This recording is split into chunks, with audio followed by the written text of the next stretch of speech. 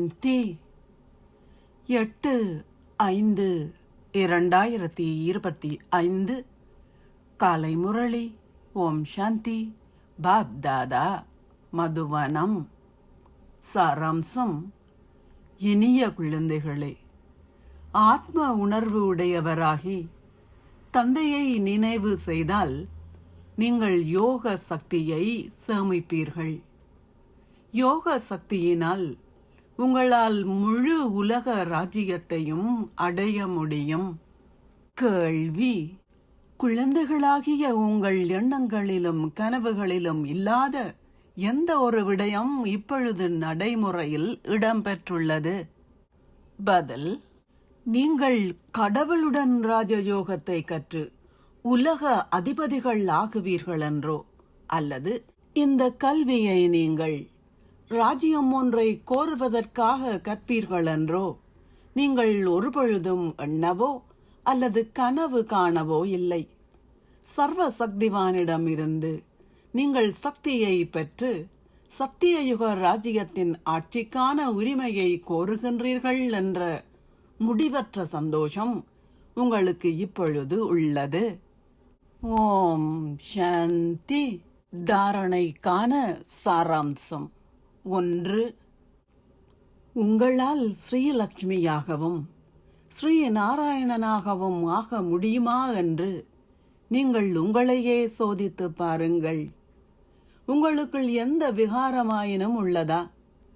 நீங்கள் சுவாலையை வட்டமிடும் விட்டிற்பூச்சியா அல்லது உங்களை சுவாலையில் அர்ப்பணிக்கும் விட்டிற்பூச்சியா?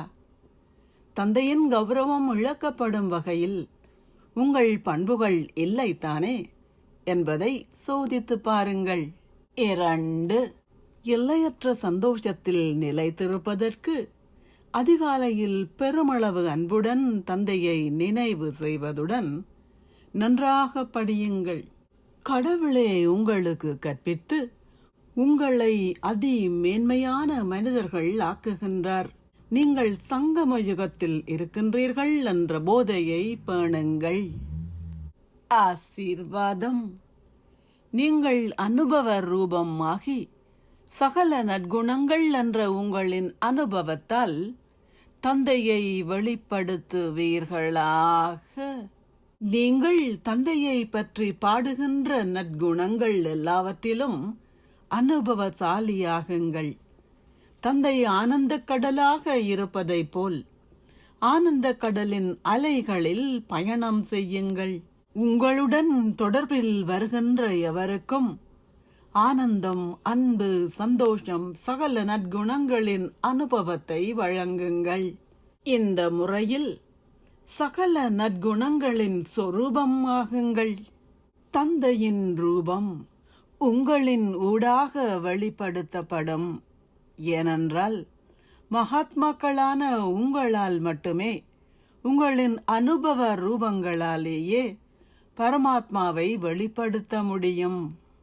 ஸ்லோகம்: காரணத்தை தீர்வுகளாக மாற்றி புண்ணியமற்ற விடயங்களை புண்ணியமான விடயங்களாக ஏற்றுக்கொள்ளுங்கள். அவ்யக்த சமிக்ஞை, ஆன்மீக ராஜரீகம் மற்றும் தூய்மையின் ஆளுமையை கடைபிடியுங்கள். பிராமணர்களின் வாழ்க்கைகளும் வாழ்க்கை தானமும் தூய்மையேயாகும். ஆதியான அனாதியான ரூபமே தூய்மையாகும். நீங்கள் ஆதியாக ஒரு தூய்மையான அனாதியான ஆத்மா என்ற விழிப்புணர்வை கொண்டிருக்கும் போது, அந்த விழிப்புணர்வு என்றால் உங்களிடமும் தூய்மை சக்தி உள்ளது என்றே அர்த்தம். நினைவின் சொரூபங்களாகவும் சக்தி சொரூபங்களாகவும் உள்ள ஆத்மாக்கள் தூய்மையின் ஆதி சம்ஸ்காரங்களை கொண்ட ஆத்மாக்களாவார்கள். ஆகவே உங்களின் ஆதி சம்ஸ்காரங்களை வெளிப்படச் செய்து தூய்மையின் ஆளுமையை கிரகியுங்கள். ஓம் சாந்தி. நன்றிகள் பாபா.